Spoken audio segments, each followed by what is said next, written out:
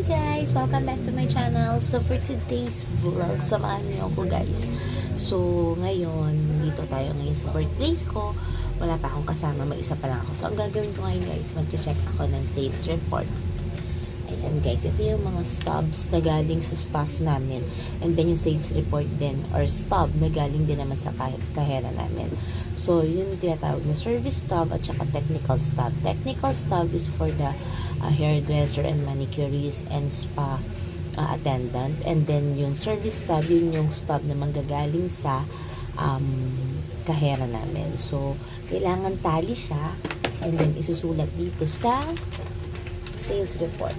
So, samahan niyo ako guys, i-check natin ang ating mga sales report. So, ayan guys, ibig sabihin na itong mark na to, na-check ko na siya. So, parehas. Like, for example, this one is Harry, and then yun yung ginawa niya. Yun yung haircut at kilay, yung amount ito, tapos nakalagay sa column niya. Kasi may column ang bawat staff namin dito. So, ayan yung stub. So, samahan niyo ako guys, tapusin natin ang pagko-compute hanggang mamaya. Okay guys? Araw-araw guys, kinukuha ko ang sales report ng bawat branch sa mga kahera. Kasi nga guys, kailangan ko siyang i-check, i-audit kung nagtatali ba ang expenses nila at ang sales report kasama sa cash on hand. So dapat guys, tali yung tatlong yon. At syempre, yung mga stubs, kailangan ay nasa proper column ng bawat staff, kagaya ng manicurista at ng hairdresser. Pero guys, aside sa pag-check ng mga sales report, assign din ako sa pagpa-file ng lahat ng documents dito sa office namin. But mostly, syempre guys, kailangan yung mga sales report, naka-proper file yan, pati ang mga expenses.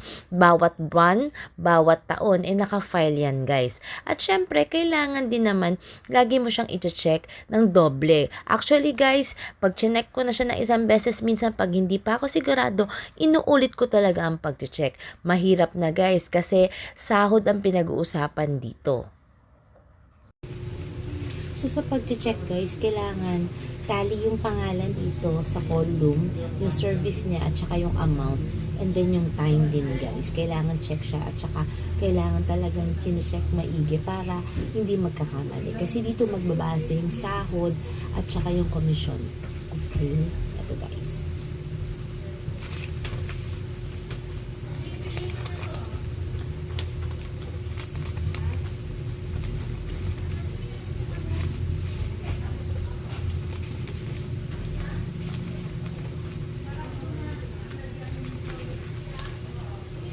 Guys, yan ang aking table. Yan ang aking computer. Siyempre, hindi pwedeng mawala ang tubig, ang coffee, at ang aking cellphone.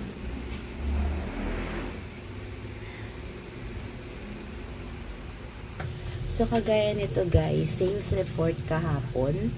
So, kailangan ko siyang ma-receive ngayon kasi i-check ko siya mamaya. Diba? Para at least hindi ako natatambakan ng trabaho. Alam niyo ba guys, na lagi ang trabaho ko nasa office. Pero, isa sa mga kakaibang naging trabaho ko dati is yung sa law office. Kasi iba doon Dito kasi more on nag-check ng sales. Iba na nasa Dubai ako guys. Ang trabaho ko mag-check ng sales. So, aside sa pagiging supervisor ng spa, nag-check din ako ng sales.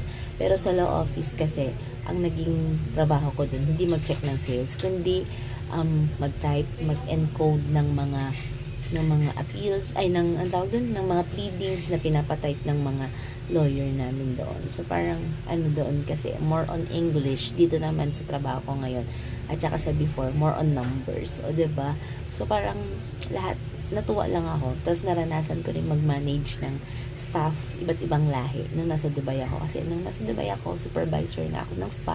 So meron akong staff na Russian, na Thailandese, at saka Chinese, and then Vietnamese. O diba? Pero mababait yung mga yun guys. Pero alam nyo ba guys, kung papipiliin ako, kung magiging admin staff ako or sa operation ako, mas pipiliin ko pa rin talaga ang admin. Kasi sobrang ang kaharap ko lang din mga papers, mga numbers. Pag operation kasi super hahawak ka ng staff, makikimingle ka sa mga clients, sa mga customers. So, pag dito kasi, may sarili ka ng mundo. So, yun guys. So, sobrang mas feel ko talaga at mas gusto ko ang maging admin staff.